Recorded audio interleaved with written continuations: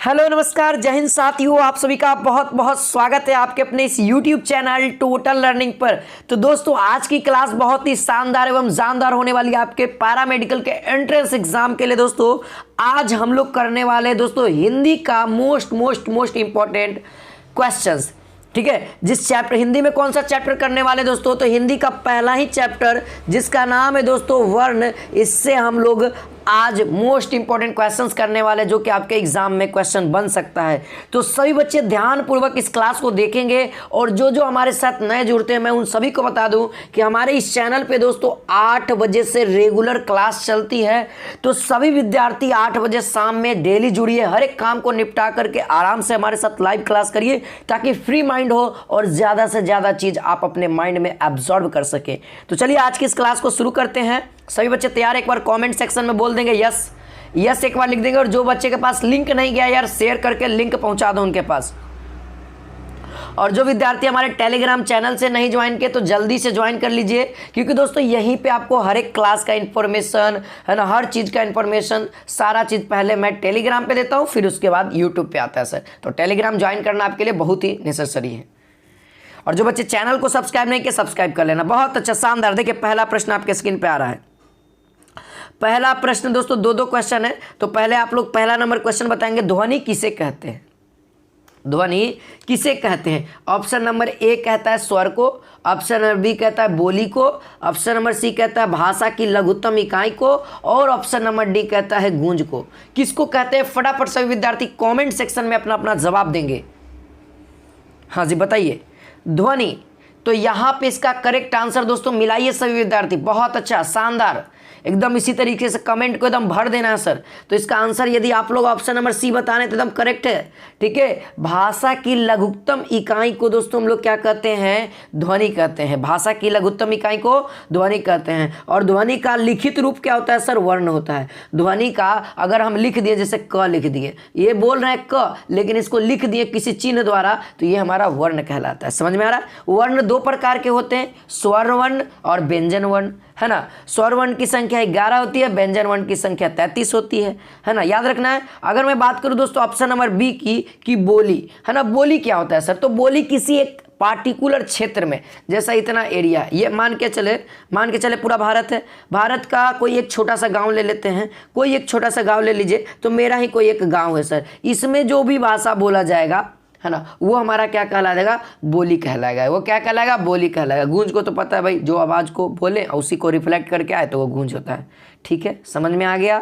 समझ में आ गया। अगर आपसे एग्जाम में मालूम है स्वर से रिलेटेड एक प्रश्न पूछता है कि स्वरों की संख्या कितनी होती है, तो सभी बच्चे बता देंगे 11। अब बताइए कि स्वरों में मात्राओं की संख्या कितनी होती है? स्वरों में मात्राओं की संख्या कितनी होती है? फटाफट बताएंगे। स्वरों की संख्या तो 11 आप लोग बता देते हैं, नॉर्मली जो होता है 11 होता है। हाँ बहुत अच्छा। कितना हो जाएगा? 10 हो जाएगा सर। कितना हो जाएगा? 10 हो जाएगा, क्योंकि अ का कोई मात्रा नहीं होता है। आ का मात्रा होता है एगो पाई, है ना। ई का मात्रा होता है ये वाला ई, है ना, उड़ा दिए, है ना, ये वाला उड़ा दिए, दीर्घी वगैरह वगैरह बहुत सारी मात्राएं होती है ना। ठीक है, तो इस तरीके से, लेकिन अ का कोई मात्रा नहीं होता इसीलिए ये अ हट जाता है। री का भी मात्रा होता है ना, ऊ का भी मात्रा होता है ना, दीर्घो, है ना, छोटी और बड़ी हो, है ना। चलिए अगला प्रश्न दोस्तों, क्वेश्चन नंबर यहाँ पे आप लोग बता सकते हैं। क्वेश्चन नंबर दूसरा कहता है निम्नलिखित में से अक्षरों में कौन व्यंजन है? निम्नलिखित अक्षर में कौन सा व्यंजन है? देखिए अक्षर और वर्ण में बहुत तरह तरह के अंतर है सर, है ना। वर्ण छोटा से छोटा है और अक्षर उससे हल्का बड़ा है। ऑप्शन नंबर है अ, ऑप्शन नंबर बी है ऊ, ऑप्शन नंबर सी है ई, ऑप्शन नंबर डी है च। कौन सा पूछ रहा है? अक्षर में व्यंजन है। व्यंजन हमने बताया कितने होते हैं? 33 होते हैं। और कौन होते हैं? तो कवर्ग, कवर्ग, टवर्ग, तवर्ग, है ना, ये सब चवर्ग, ये सब क्या है? तो चवर्ग हमारा यहाँ पे चवर्ग में च, छ, ज, झ, इया, तो यहाँ पे ऑप्शन नंबर डी हमारा करेक्ट हो जाएगा सर। और ऐसे भी पता कर सकते हैं ये तीनों क्या है? स्वर वर्ण है। और हमसे क्या पूछा है? व्यंजन, तो कोई एक ही सही होगा ना। करेक्ट, याद रखिएगा ना। अगला प्रश्न तैयार हो जाइए। क्वेश्चन नंबर तीसरा आपके स्क्रीन पे आ रहा है। चलिए क्वेश्चन नंबर यहाँ पे तीसरा कहता है दोस्तों कि निम्नलिखित अक्षरों में कौन सा स्वर है? निम्नलिखित अक्षरों में कौन सा स्वर है? ऑप्शन नंबर ए आप लोग देख सकते हैं ग, ऑप्शन नंबर बी देख सकते हैं छ, ऑप्शन नंबर सी देख सकते हैं प, और ऑप्शन नंबर डी देख सकते हैं ई। तो कौन सा दोस्तों स्वर वर्ण है? स्वर वर्ण कहते किसको है? तो वैसे वर्ण जिसका उच्चारण स्वतंत्र रूप से हो, यानी कि किसी की सहायता नहीं लेनी पड़े, तो उसे हम लोग क्या कहते हैं, स्वर वर्ण, यानी कि डायरेक्ट निकल जाए हमारे कंठ, तालु, मूर्धा, दांत, ओष्ठ, ऐसा कोई भी जो हमारे शरीर का अंग है उस पर कोई भी प्रभाव नहीं डाले, ठीक है, उच्चारण करते समय। तो इसका आंसर हो जाएगा दोस्तों ई। अगर ई बोलते हैं आप लोग तो कहीं भी किसी प्रकार का आपके गला से लेकर के मुख से निकलने तक में किसी भी तरह का कोई भी दिक्कत नहीं होगा, प्रॉब्लम नहीं होगा, किसी पर ज़्यादा भार नहीं पड़ेगा। तो ऑप्शन नंबर डी वाले स्टूडेंट्स का गर्दा आप लोग कर रहे हैं यार, बहुत अच्छा, इसी तरीके से लगे रहना है दोस्तों, ऑप्शन नंबर डी हो जाएगा। चलिए अगला प्रश्न देख लीजिए, क्वेश्चन नंबर 4 का फटाफट आंसर बताएंगे। नागरी वर्णमाला में कितने अक्षर है? सर आगे मत जाना, पीछे ही रहना, जैसे जैसे चल रहे हैं उस तरीके से चलते रहिए, मजा आ जाएगा सीरीज में एकदम। क्या है दोस्तों, नागरी वर्णमाला में कितने अक्षर हैं? नागरी वर्णमाला में कितने अक्षर है सर? ऑप्शन नंबर ए है 33, ऑप्शन नंबर बी है 46, ऑप्शन नंबर सी है 50, ऑप्शन नंबर डी है 52। करेक्ट बताइएगा एकदम आराम से, सोच समझ के, लेकिन सही आंसर। हाँ जी, बहुत अच्छा। क्या दोस्तों, नागरी वर्णमाला में कितने अक्षर हैं? तो ऑप्शन नंबर बी यानी कि 46 अक्षर है। कितने अक्षर हैं? 42 अक्षर है, याद रहेगा ना। चलिए अगला प्रश्न देखिए, क्वेश्चन नंबर 5 आपके स्क्रीन पे कहता है क से म तक के व्यंजन अक्षरों का क्या नाम है? क से लेकर के म तक के व्यंजन अक्षरों का नाम क्या है? क से लेकर के म तक तो पता है कि व्यंजन है, लेकिन इन व्यंजनों का नाम क्या सर? सबका अलग है। जैसे क से लेकर के अंगा तक का कवर्ग नाम है ना। च से लेकर के इया तक का चवर्ग नाम है। इसी तरीके से क से लेकर के म तक का व्यंजन को एक शॉर्टकट तरीका बताया गया होगा कि अगर ये वर्ड बोल दिए तो ये पूरा एरिया आ गया। जैसे हम पटना बोल दिए तो पटना में सब जगह आ गया, पटना में आपका सब जगह आ गया। अगर मैं बिहार बोलूँ तो बिहार में पटना आ जाएगा। अगर मैं बिहार का बोल दूँगा तो मैं हो सकता हूँ पटना का हूँ, या हो सकता हूँ मधुबनी का हूँ, या हो सकता हूँ भागलपुर का हूँ। तो यानी बिहार बोला तो ये क्लियर नहीं है, लेकिन इसके अंतर्गत सब है ना। तो इसी तरीके से दोस्तों क से म तक के व्यंजनों को क्या कह सकते हैं? तो ध्यान रखना है आप सभी को, स्पर्श व्यंजन कहते हैं। क्या कहते हैं? स्पर्श व्यंजन, यानी कि ऑप्शन नंबर ए वाले विद्यार्थियों का इसका करेक्ट आंसर है। उष्ण व्यंजन किसे कहते हैं सर? उष्ण व्यंजन जो स होता है ना, स ह, ये क्या है दोस्तों? उष्ण व्यंजन, यानी कि जिसको उच्चारण करने पर गर्म हवाएं निकलती है उसे उष्ण व्यंजन कहते हैं। ठीक है, अंतस्थ व्यंजन आगे है सर। देखिए क्वेश्चन नंबर 6 देखिए, कहता है य र ल व को कौन सा व्यंजन कहते हैं? ये सब पढ़ना आपके लिए इंपॉर्टेंट है सर। थ्योरी पढ़िएगा ना तो सब क्लियर हो जाएगा, सब क्लियर हो जाएगा। आप हमारे साथ जुड़ सकते हैं उम्मीद बैच में सर, टोटल लर्निंग ऐप पर मात्र और मात्र 699 में लाइव हमारे साथ पढ़ सकते हैं। ठीक है, चलिए आज की इस क्लास को जल्दी जल्दी से बताइए। हाजिर हम शेयर और लाइक करते रहिए दोस्तों, शेयर और लाइक में कंजूसी मत करिएगा। जितना ज़्यादा शेयर जितना ज़्यादा आप लोगों का सपोर्ट मिलेगा सर टोटल लर्निंग को। तो चलिए इसका आंसर हो जाएगा दोस्तों, ऑप्शन नंबर कौन सा बता रहे हैं? हाँ जी, बहुत अच्छा, गर्दा बता रहे हैं, है ना। ऑप्शन नंबर यहाँ पे कौन सा हो जाएगा जी? सी हो जाएगा, अंतस्थ, है ना। अंतस्थ कहते हैं ना, हाँ अंतस्थ कहते हैं, ध्यान रखना है, अंतस्थ कहते हैं इसको। चलिए अगला प्रश्न दोस्तों, क्वेश्चन नंबर 7 यहाँ पे कहता है स श श ह को कौन सा व्यंजन कहते हैं? श स श और ह को कौन सा व्यंजन कहते हैं? फटाफट सभी विद्यार्थी बताएंगे।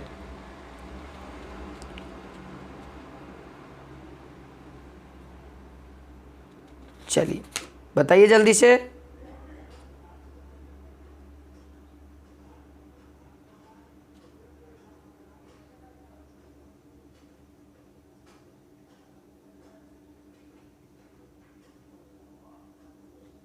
हाँ जी, तो इसका आंसर क्या हो जाएगा दोस्तों?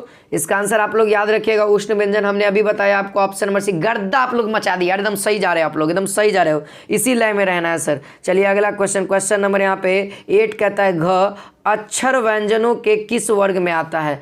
घ अक्षर व्यंजन के किस वर्ण में आता है?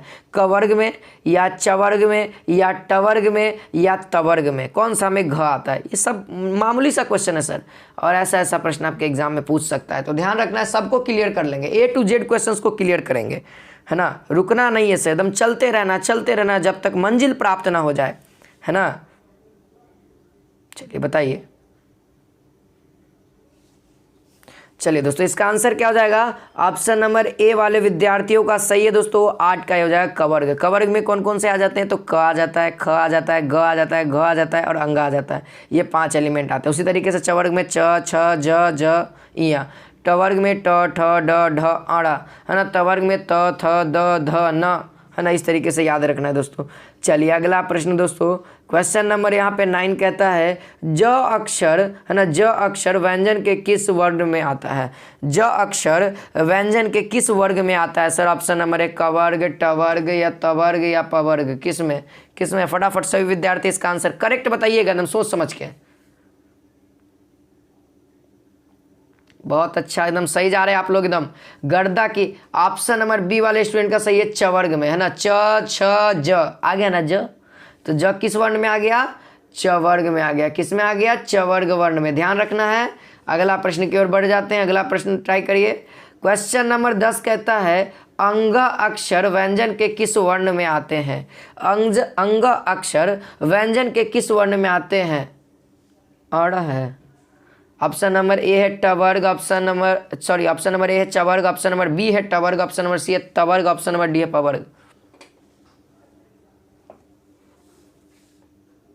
ड होना चाहिए था ना, ट ठ ड ढ, तो यहाँ पे आंसर ऑप्शन नंबर बी हो जाएगा दोस्तों, ट ठ ड ढ, है ना, ड हो जाएगा, तो यहाँ पे आंसर ऑप्शन नंबर बी हो जाएगा। ठीक है, अगर नीचे में बिंदु आ गया तो ये अंगा हो जाएगा, क वर्ग वाला, कवर तो है नहीं, तो ऑप्शन नंबर बी में तो है अंगा वाला टाइप का। ठीक है, अगला प्रश्न दोस्तों, क्वेश्चन नंबर यहाँ पे 11 कहता है द अक्षर व्यंजन के किस वर्ण में आते हैं?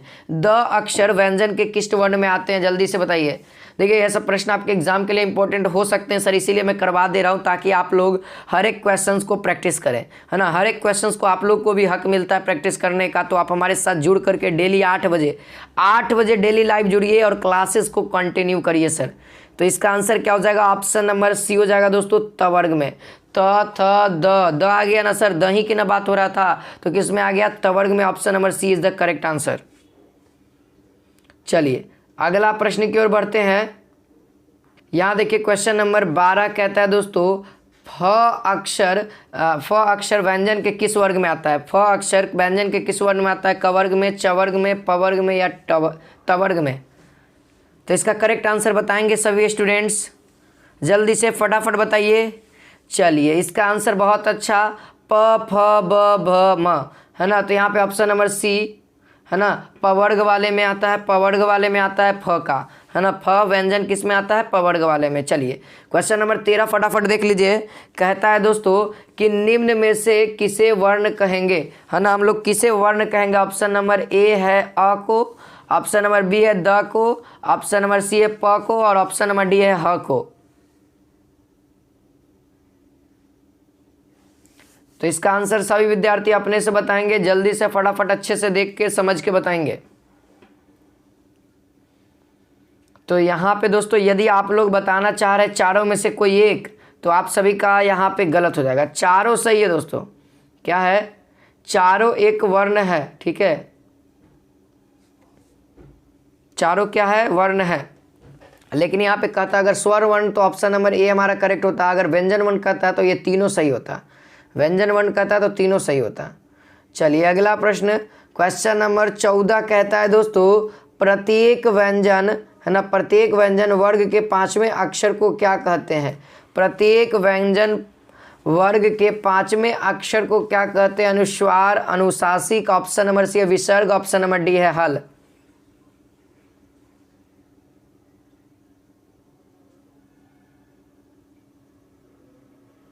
कि जो 5वां अक्षर हो जाएगा ना सर, उसको हम लोग क्या कहते हैं? अनुनासिक। अनुनासिक यानी कि ऑप्शन नंबर बी हम लोगों का sir, option number B correct हो जाएगा। ठीक है, ठीक है, सही बच्चे मिला लेंगे। चलिए अगला प्रश्न की करिए, अगला प्रश्न करिए। क्वेश्चन नंबर 15 कहता है निम्नलिखित में से अनुनासिक का चिन्ह कौन सा है?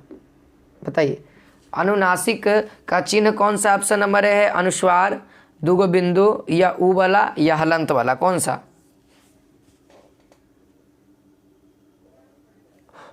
इसका आंसर हो जाएगा दोस्तों ऑप्शन नंबर ए, अनुस्वार का चिन्ह तो यही ना होता है जी, अनुस्वार कहिए या अनुशासिक कहिए, बात बराबर है। ठीक है, इसका चिन्ह ऐसा ही होता है, माथा पे बिंदु दे दो, चंद्रमा दे दो। ठीक है, चलिए क्वेश्चन नंबर 16 का और देखते हैं। क्वेश्चन नंबर 16 कहता है दोस्तों क ध्वनि का उच्चारण स्थान क्या है? नीचे दिए गए उच्चारण स्थानों में से चुनकर सही उच्चारण स्थान लिखें। तो बताइए क का उच्चारण स्थान कहाँ से होता है? क को हम लोग कहाँ से बोलते हैं? अगर क बोलते हैं तो सबसे ज़्यादा हवा है ना, हवा निकलती है ना हमारे मुख से जब भी किसी वर्ण का उच्चारण करते हैं, तो क का जब उच्चारण करते हैं तो कहाँ पे ज़्यादा प्रभाव पड़ता है? ऑप्शन नंबर ए है दंत, ऑप्शन नंबर बी है कंठ, ऑप्शन नंबर सी है तालु और ऑप्शन नंबर डी है ओष्ठ। सही सही आंसर बताइएगा दोस्तों, आप लोग फटाफट बताइए जल्दी से, एकदम लाइक और शेयर करते रहना है, कंजूसी नहीं करना है दोस्तों। चलिए बहुत अच्छा, शानदार, एकदम संख्या को बढ़ाते रहिए आप लोग और प्रैक्टिस करिए हर एक। देखिए आप लोग क्या होता है ना कि ज़्यादा हल्का क्वेश्चन होता है ना तो बच्चे क्या करते हैं, उसको नेग्लेक्ट कर देते हैं, जबकि मैं बताऊं आपका जो एग्ज़ाम का पैटर्न है ना वह 60% ऐसा क्वेश्चन आता है जो सभी बच्चे आराम से हल कर सकते हैं। 20% वही आता है जो बच्चे कुछ पढ़ते हैं, और जो 20% होता है ना जो बहुत ज़्यादा पढ़ते हैं ना उनसे बन जाता है। तो यहाँ पे आप लोग वो 20% यानी कि जो टफ होता है उसको पाने के लिए आप लोग दोस्तों 60% अपना खो दे रहे हैं यहाँ पे, और यही 60% आपको रिजल्ट देने में काम आ सकता है। तो इस 20% के चक्कर में ये 60 इधर और ये पीछे वाला भी जो कि हल्का एवरेज वाला बच्चा भी कर देगा, यानी कि 80% आप छोड़ दे रहे हैं। तो गलत मत करिए, हर एक क्वेश्चन को करते चलेंगे, आपको हमारे साथ सीक्वेंस तरीके से पढ़ते रहना है। चलिए उम्मीद है आप लोगों ने इस वीडियो को देखा होगा और अच्छा लगा हो तो लाइक और शेयर कर दीजिएगा दोस्तों। तो चलिए इसका आंसर क्या हो जाएगा, इसका आंसर हो जाएगा दोस्तों ऑप्शन नंबर बी कंठ। क से ले क वर्ग का जितना भी एलिमेंट है, क ख ग घ अंगा, ये जितना भी एलिमेंट है ना सब दोस्तों कंठ से बोला जाता है। कहाँ से बोला जाता है? कंठ से बोला जाता है सर। चलिए अगला प्रश्न बताइए, ख का उच्चारण स्थान कहाँ से है? क ख ग घ अंगा का उच्चारण स्थान कहाँ से? कंठ, मूर्धा, तालु, ओष्ठ। कंठ, मूर्धा, तालु, ओष्ठ। अभी हमने बताया कवर्ग का जितना भी एलिमेंट है ना दोस्तों वह कहाँ से होता है? कंठ से होता है। तो बहुत अच्छा, यदि आप लोग ऑप्शन नंबर ए को बता रहे हैं, बहुत अच्छा, शानदार, सब विद्यार्थी लगभग ए बता रहा है, सही है एकदम। इसी तरीके से मेहनत करते रहना दोस्तों, ऑप्शन नंबर ए करेक्ट हो जाएगा। चलिए अगला प्रश्न की ओर बढ़ते हैं। क्वेश्चन नंबर यहाँ पे 18 कहता है अ का ध्वनि उच्चारण स्थान क्या है? अ जब हम बोल रहे हैं दोस्तों तो इसका उच्चारण स्थान कहाँ होता है? ऑप्शन नंबर ए कंठ, ऑप्शन नंबर बी है तालु, ऑप्शन नंबर सी है मूर्धा, ऑप्शन नंबर डी है नासिका।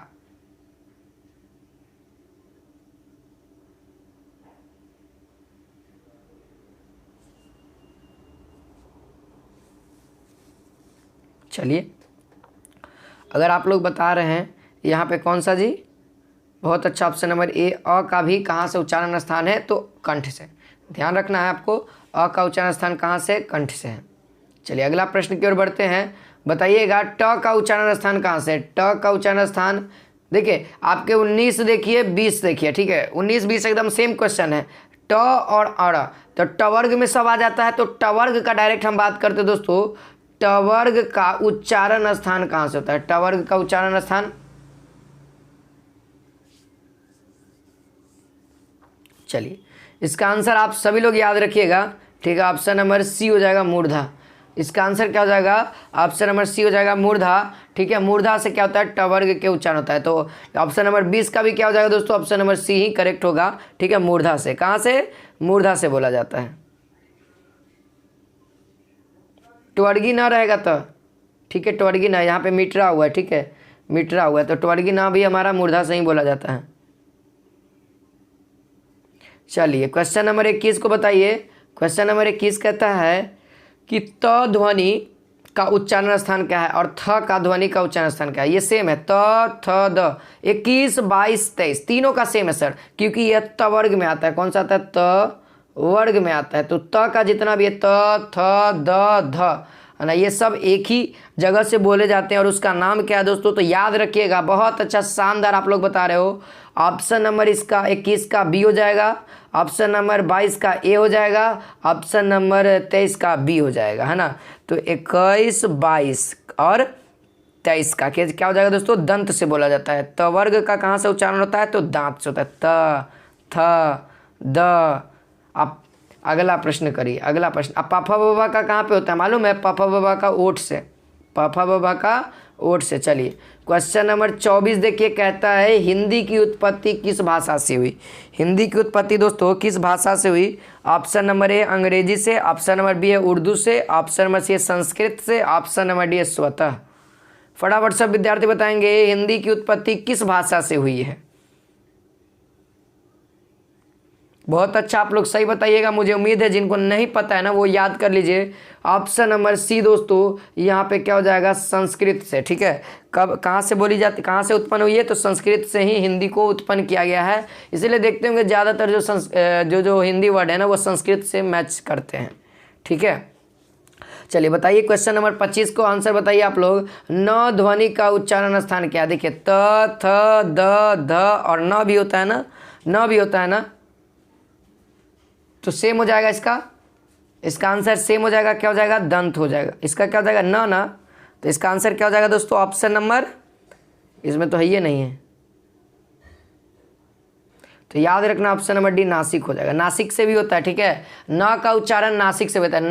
न बोलिएगा ना तो नाक का उच्चारण हो। नासिक का मतलब नाक से भी बोल सकते हैं, तो नासिक। न कभी भी आप बोल के देखिए तो नाक पे भी प्रभाव जाता है, तो नासिक भी इसका आंसर हो जाएगा। ठीक है, जब आपको दांत नहीं दिया रहे न, तो यहाँ पे नासिक लगा सकते हैं। उम्मीद है आप लोग को ये क्लास अच्छा लगा होगा।